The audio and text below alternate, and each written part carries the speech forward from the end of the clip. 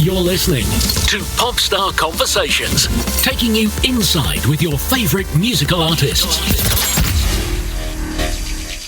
This week, Chuck and I will be sitting down with the multi-talented musician, writer, and humanitarian, Ricky Martin. Welcome to our show. Thanks so much for coming. I gotta ask you, where have you been for the last 5 years? I've been looking for myself. I've been being a father. I've been writing a book. I've been writing music and taking care of myself. That's pretty much where I've been. But the Black and White tour was a very important tour for me because it allowed me to get in touch with myself, with my emotions, and then the silence after that tour was very crucial in my life. So it's been amazing. It's been the most beautiful 5 years of my life. Ricky, 5 years is a long time in the music business. Do you feel that was quite a big risk to take? Yes, I know, because everything goes by so fast nowadays. But for the first time in my life, I'm not afraid of fear. For the first time of my life, I am allowing it to flow as smoothly as it can go, or as it should go, or as it is meant to flow. And I every step I take is one of gratitude, and I feel really, really cool about myself right now. And like I say in my book and in some of the songs that I've written, whatever happens, happens. So what you're saying is that this album represents where you're at right now.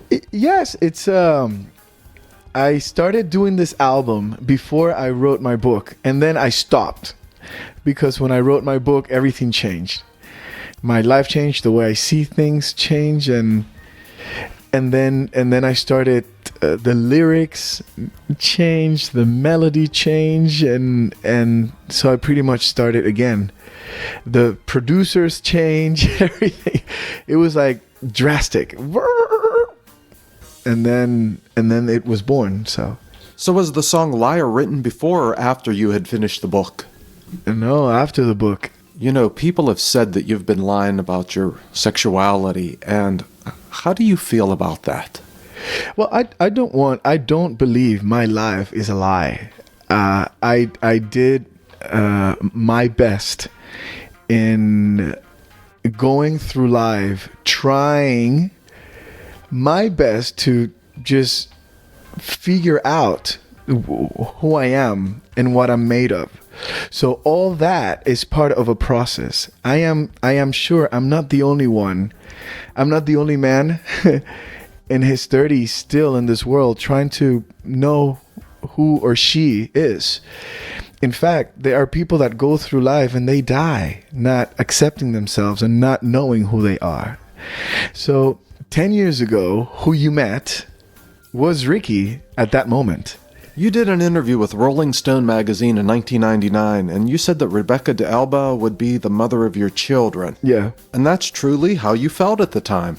That's how I felt at that specific moment of my life. I had an interview with Larry King, and he's a great journalist, and he tells me, but Ricky, then what is going to happen from now on in your concerts? You're not going to be able to dance with a female dancer. So it's something like that. I'm not quoting him. I'm just more or less his question. And I'm like, Larry, but the fact that I'm gay doesn't mean that I do not enjoy dancing with a woman, because I'm just dancing and I'm just allowing myself to feel through the music. And my concerts have been very festive and very carnival kind of way. That is not going to change. I am who I am on stage. I am sexual, danceable, a musician, and let's have a good time, So what you just said was an accurate description of your album. Oh my God. So is your song Cantame tu Vida your sting moment on the record? Totally. I have to. Because I am not purist. In music, I've never been purist. My culture technically is not purist. I am in through my veins, I have European, I have African, I have Native American. So culturally speaking, I have to look from all these cultures and take advantage of it. And this I've always said, this is my truth. My music is not Latin music, because if you go to Argentina, the concept of music is very different to the concept in Mexico and the concept in Cuba or Puerto Rico. So when we say Latin music, wow, well, we have Latin rock, we have Latin salsa, we have Latin ballad. Yeah. So it would be very difficult to label my music. So with this album, I'm just allowing myself to do my best with all influences, that from European influence, from African influence, from Caribbean influence, which is me, and try to look for a unique sound. That's doing my best. I mean, come on, it has the flutes, the acoustic guitar, there's an incredible jazzy vibe to it. I would never try to, what's the word? I would never try to even go anywhere and trying to imitate Sting, because, he's my maestro, But I believe that also Sting has Latin influences in his music. He loves Brazil, and he loves jazz, and he loves all that. So somehow we've all been influenced by a very musical rich continent.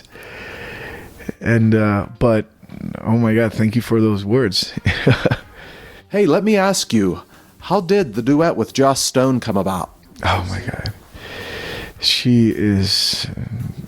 because she is magic, because she is obviously the most soulful, for me, in my ears, for me, is the most soulful woman out there right now with her voice. And I've had the opportunity to work with Madonna, and I've had the opportunity to work with Christina Aguilera, and from those two, where do you go? And I believe that Joss Stone right now is a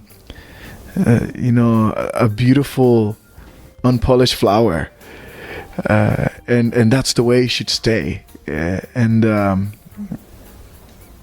it really was an honor working with her. Would somebody like Lady Gaga have been an option? Oh yeah, of course, yeah. I mean, I wouldn't say that I wouldn't work with Lady Gaga, but she's very busy at the moment. I believe that it had to be Joss Stone, and luckily she said yes, and I'm very happy. Pop music, it's becoming, well, I think more and more outrageous with all the costumes and things, and it seems that people are pushing their boundaries, the artists, in a lot of ways. In your opinion, where do you think that's going to lead to? You never know. We would say the same thing about Madonna 15, 20 years ago. And I believe that what I'm presenting right now with my song, The Best Thing About Me Is You, is simplicity. I am in a very simple place of my life right now. And, some people would say, I thought Ricky was coming out with a very Latin sound, very danceable, or a power ballad. And nope. This is me right now.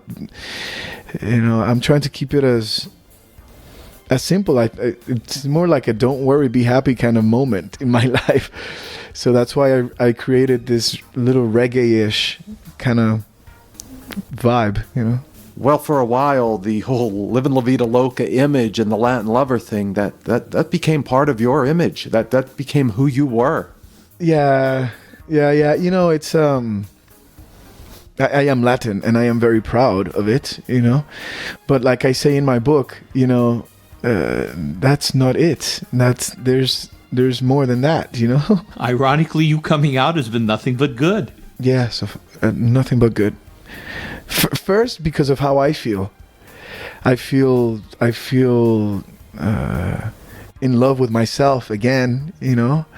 I feel free in many ways, and the audience is perceiving that honesty and that raw emotion that I'm presenting, fearless, without any manipulation of information in any way, shape, or form.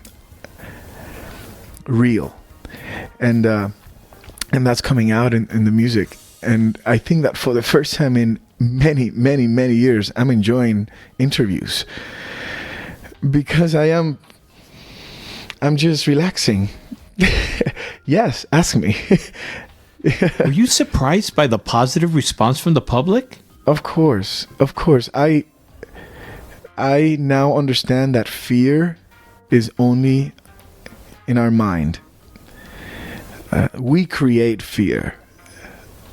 When I told everybody my Twitter account went to 2 million people, 1 million, and then 2 million really fast. So it's about having dignity and self-esteem, and it's amazing how many people, young people, 17, 18-year-old men and women, have come to me and say, thank you, Ricky, because I feel powerful now that you came out, because I always felt that I was not accepted. And I'm talking about men and women that are 17 and 18-year-old, but also men in their 30s and 40s, and men in their 60s that came to me that said, Ricky, thank you. Today I can say I'm a proud man. Today I can say that I'm a proud gay man and a proud lesbian woman. And this is many people.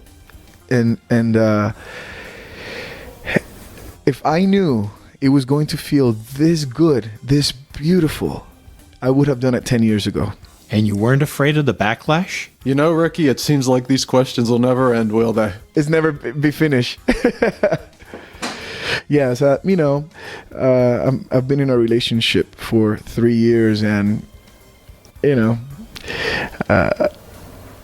fact that I am a public figure doesn't mean that my boyfriend is a public figure. And in order for you to understand the magnitude of the show business, and what it is to be in the spotlight, it takes a long time for some people, and some people are just not public at all, and it's not his fault that he fell in love with an artist. So eventually one day we will, if things go well, we will walk in a red carpet and say, hi, how are you? This is our family, but that is a decision that he will make with me and I will make with him, and that's it. Was having the twins, was that a turning point in your career or your life? In my life. And was it also the catalyst for you coming out? When I decided to become a father, I already accepted my homosexuality before. So I loved myself again before I became a father, and but when I held my children in my arms, I said, we have to tell the world, because if I don't tell the world, I would be teaching Valentino and Mateo to lie for me. I don't want that. Ricky, it sounds like you've definitely found yourself. Thank you very much for coming on our show. Thank you very much. Thank you again for listening to Popstar Conversations. Be sure to click the subscribe button below and hit the red bell so that you'll be notified of our next exclusive interview. Thank you again for listening. Thank you for listening to Popstar Conversations. Please join us again for another conversation with your favorite musical artist.